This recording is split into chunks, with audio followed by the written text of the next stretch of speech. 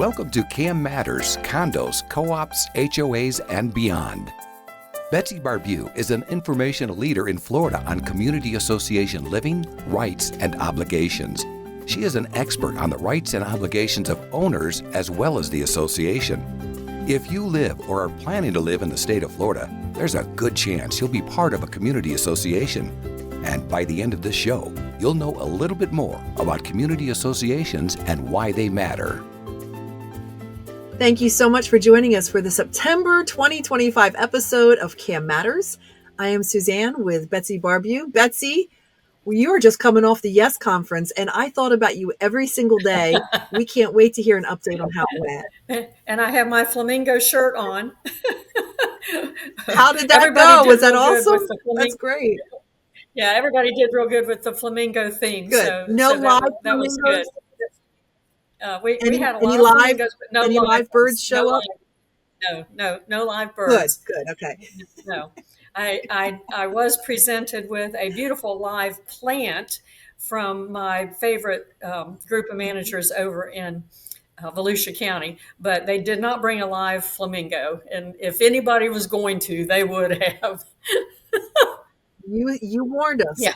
You warned us. Yeah. Well, give us some highlights. Well, first of all, this is the off year when managers do not have to take classes, but I had 59 managers and board members show up.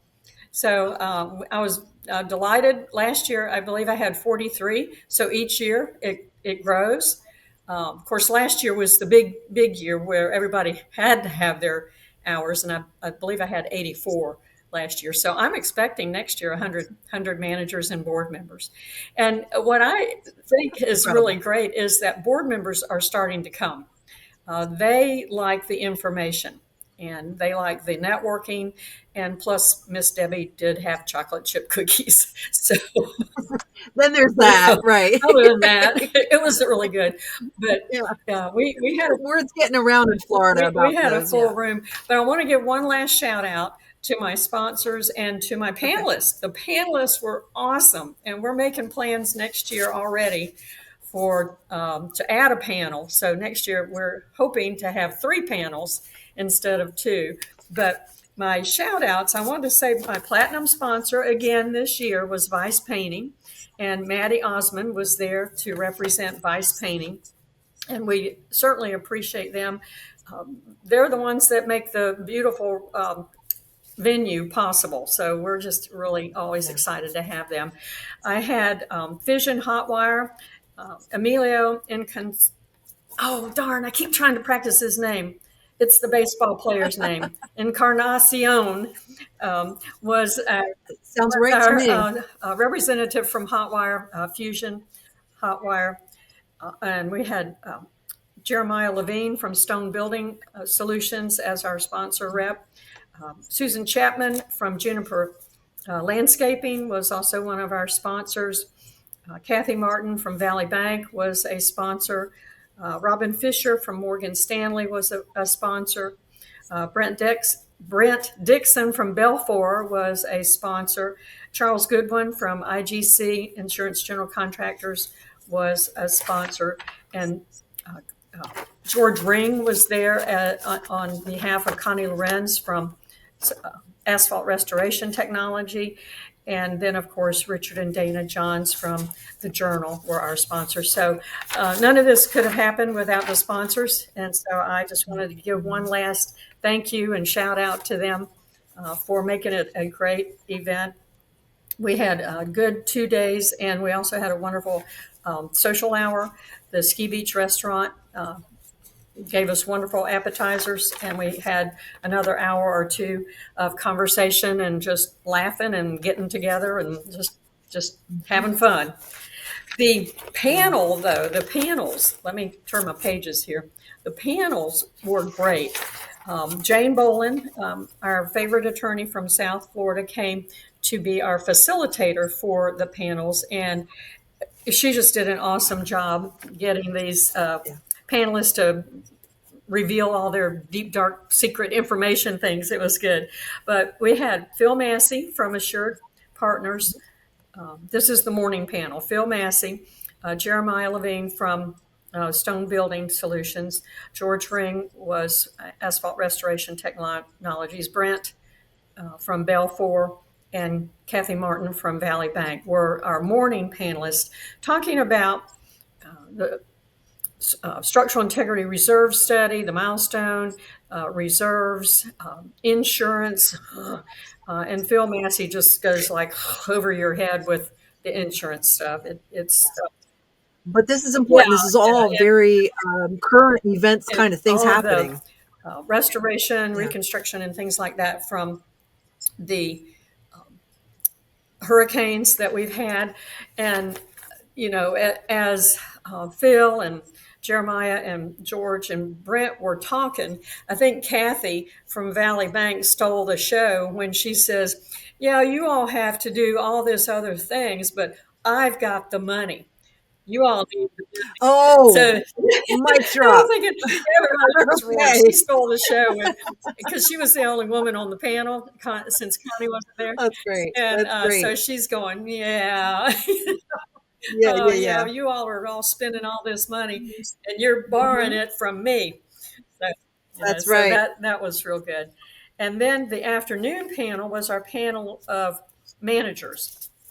So we had Michael Hodges, FPM Properties in Jacksonville, and we had Adrian Welly from Four Seasons in Mexico Beach. We had Yvette Rodriguez, my Spanish instructor from the Miami area. We had Brandy Sago from Lexington Country Club in Fort Myers, and Thomas Renner from Tradewinds Condos in New Smyrna Beach. I tried to get managers from each of the 5 corners of the state. They all had different perspectives of things. Oh, how different, wonderful. different, because weather and everything's different in different parts of the state. Yeah. So I was able to get from I'm calling it the 5 corners of the state. Right. And they did an excellent job talking about our industry from a manager's point of view. And Jane, again, just did a wonderful job doing the facilitating for them. So I just wanted to give one last shout out for this year to my sponsors and the panelists. And next year will be the same basic content. Of course, a lot of the people are different. Don't know what panelists I'll have yet, but Jane was so excited. She said, I'm coming back next year. I said, good. I want you to come back next year. Oh, that's so good. And so she is so generous in donating her time. And she also did the legal update for us, which is horrifying. So that's huge. But I know that, it hits September 1st. It's like, okay, time to start on for the next year. I mean, you really are digging in, and it's a big year next year. And we already have, we will probably add a 3rd panel from a different point of view next year. So I'm excited to plan for that. And so if you're wanting to be a sponsor, you can start calling me. So anyway, and that was good. Of course they're helping you, but they're also getting some. But the sponsors are also getting some really good exposure. Why don't you go ahead and make a little pitch about exposure. how And let's talk about that a little bit. Well, they do get the exposure. They're welcome to stay both days. Most sponsors only stay day 1, and some of them will stay long enough to come to our social hour. But the managers that have been coming to my summit, they really do visit the sponsor tables. They don't just run around and pick up all the trinkets that are on the tables. But I even had one manager say that one of the sponsors left early. And he said, darn, I wish they hadn't left because I wanted to go talk to him about doing some stuff. So, the longer they hang around, the more chances are that the managers will come up. Better it is for everybody. Mm-hmm. Yeah. That's awesome. So next year, I hate to believe put the dates. Next year, the dates are already reserved. I believe it's August 13th and 14th. Should be a Thursday and a Friday. Okay. Right. Sounds good. Well, it's time to put 2025 to bed. There we go. We'll wake you up in August of next year. So, Betsy, let's take a quick break. We got some stuff we want to talk about too. So we'll be right back after this. Okay. Are you ready for a new career? Do you have skills or interest in management, real estate, construction, maintenance, accounting, strategic planning, project management, budgets, human resource management, lawn and landscaping, pool services, or any other expertise needed to operate a community association? If you do, community association management could be for you. For more information, feel free to email Betsy at betsy@floridacamschools.com or visit the Florida Cam Schools website at www.floridacamschools.com. Florida Community Association Management continues to grow. Career opportunities abound.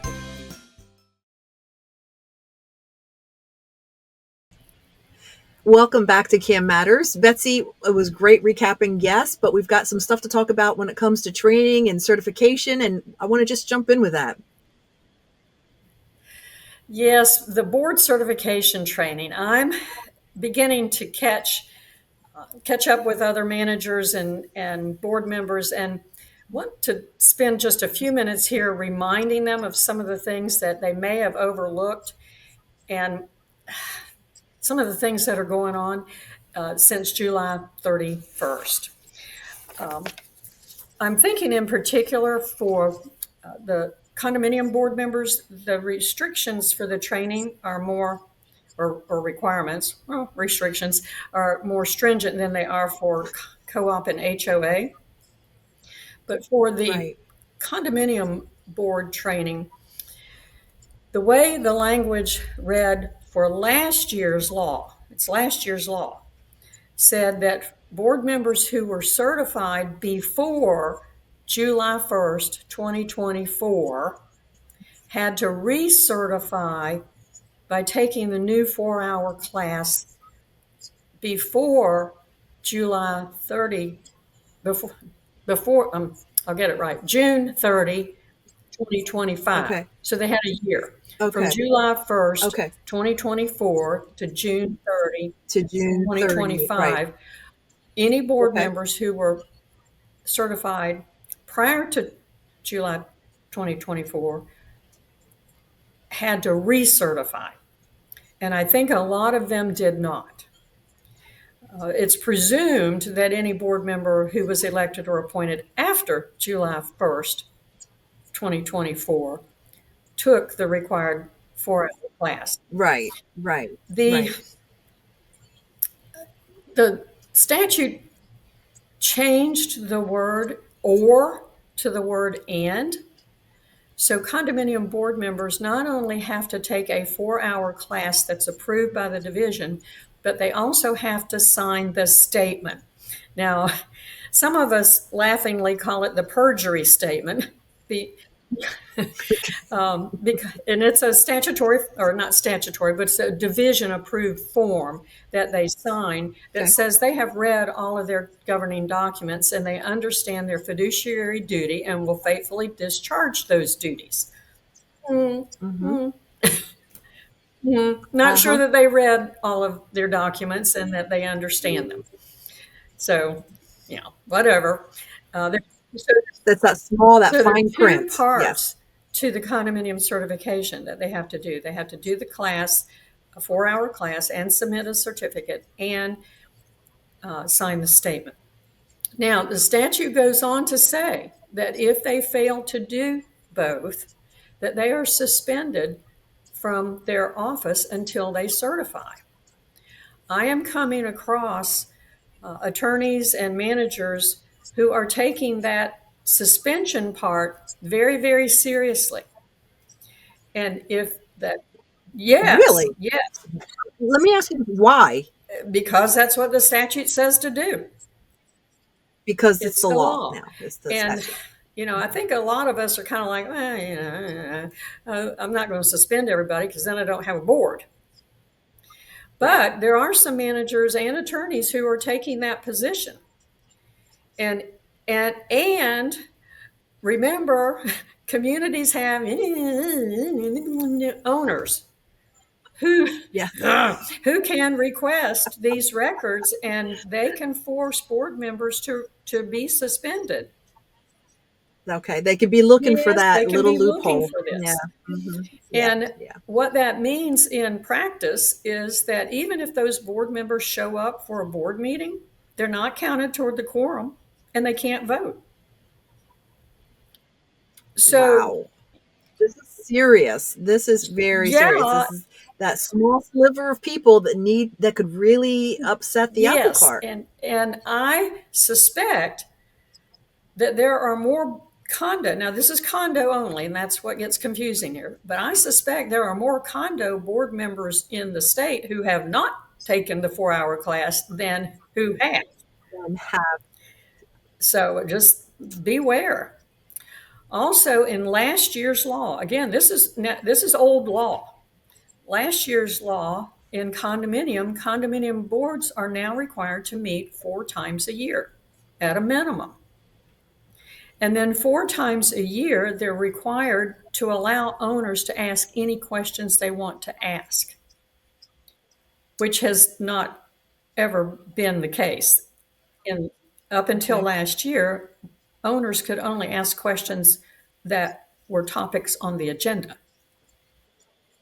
Oh. Oh, Well, what could possibly go wrong, well, Betsy? the thing is that I don't know what kind of answer you can give to those open questions like that, other than we'll get back, check it out, and get back with you. I mean, if it's not an agenda item, then you're not prepared to talk about it. And Absolutely. you know, so what I am doing on my condo board agendas is adding the quote from that statute. I'm adding that as an agenda item that owners can ask questions Okay. pursuant to section Okay. 718.111, whatever it is. So then it's brought up. And so I'm showing that it's on the agenda. I'm also marking Right. that notice and those minutes as first quarter, second quarter, third quarter, fourth quarter meetings. And that way I know that we've had our 4 required meetings for the year. Now, Wow. a lot of Wow. boards meet monthly. My little boards for the little communities that I manage, they usually meet twice a year. So now Okay. they're having to double their meeting fees and double their meetings just to meet the statute. And so we just meet and go, well, hello, okay, adjourned.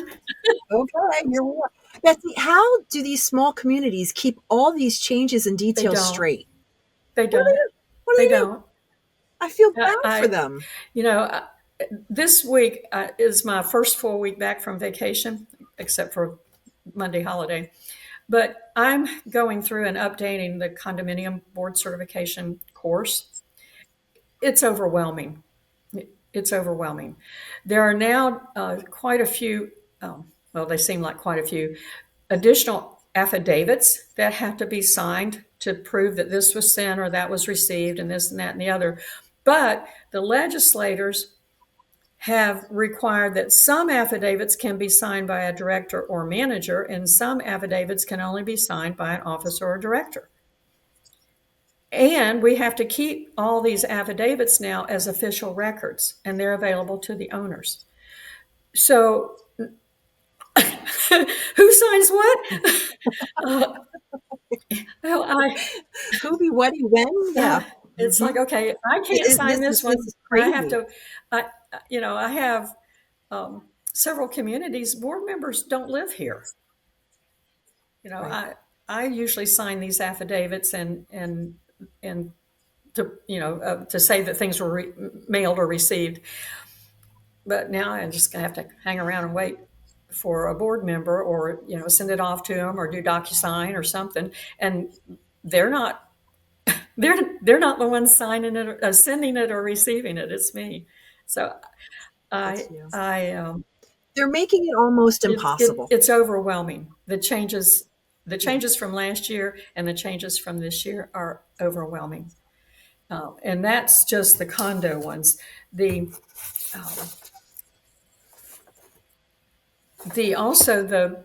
requirement to have a website. There are a lot of big management companies that have portals, and they can easily add these website documents to those portals so that owners have access to them.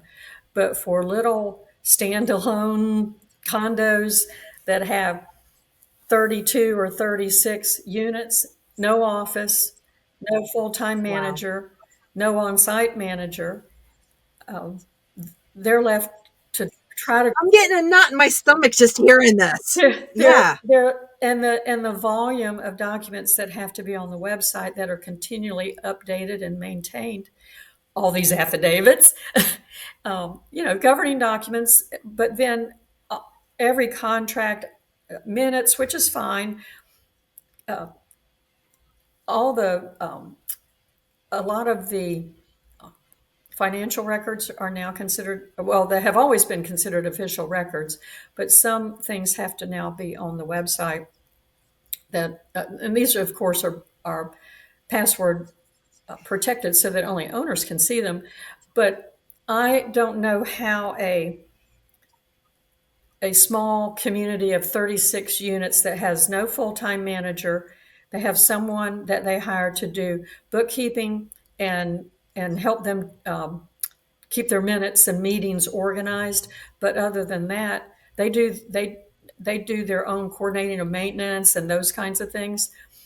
So I don't know how they're going to be able to keep and capture and update the website with all of these records that have to be. So, Betsy, it seems to me like, is there a short list somewhere where people can get a checklist of what the changes are, let alone follow through and take care of them?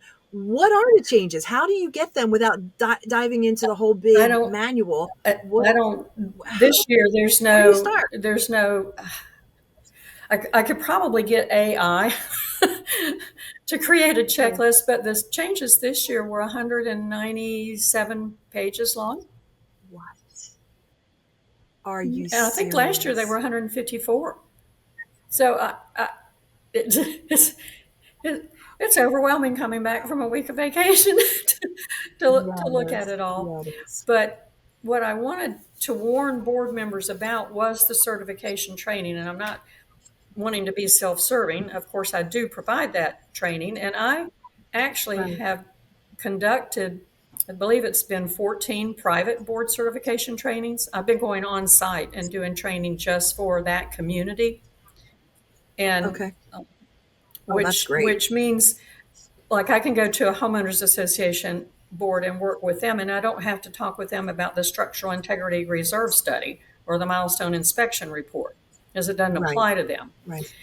And most of the condos that I work with are smaller, and they're not 3 stories, so I don't need to talk with them about that either. And so I can tailor the certification training so that they don't have to. I mean, why?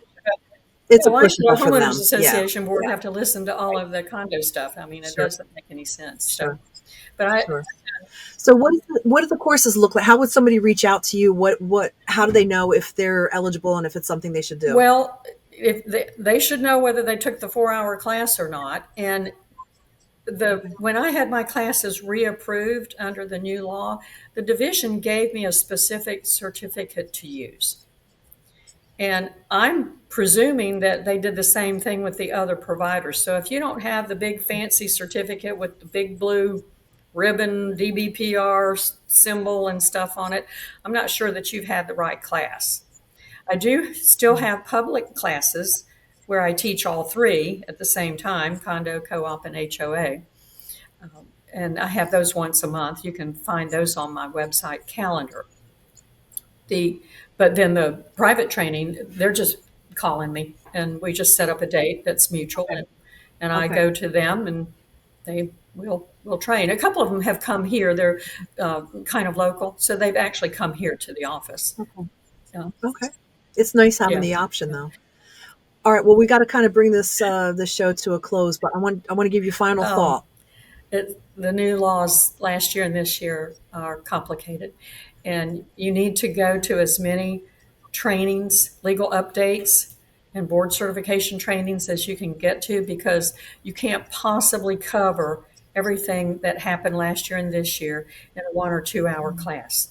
So whoever you go to listen to these updates, whether it's the board certification classes or just legal updates to the attorneys, they do them for free, and so you can listen to them. But you're not able. You can't possibly teach it all in last year and this year in an hour or two, even 4 hours. But let me touch real quick on HOA board certification. They also now are required to have a board certification class. It does not say how long it is.